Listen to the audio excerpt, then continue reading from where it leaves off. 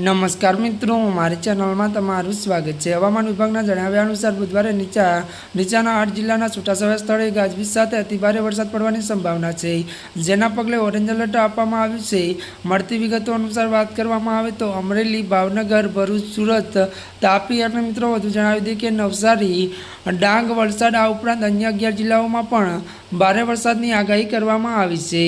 આગાહીને પગલે સ્થાનિક વહીવટીતંત્રને ત્યારે મિત્રો સાવચેત રહેવા અને જરૂરી પગલાં લેવાની પણ સૂચના અપાઈ છે। તો મળતી વિગતો અનુસાર મિત્રો વધુ આપને જણાવી દઈએ કે આ સાથે મિત્રો વાત કરવામાં આવે તો નાગરિકોને પણ ત્યારે મિત્રો વાવાઝોડા અને વીજળીના કડાકા સાથે વરસાદ આવે તેવા સુરક્ષિત સ્થળો પર રહેવા અને બિનજરૂરી બહાર ન નીકળવા પણ ત્યારે મિત્રો અપીલ કરવામાં આવી છે।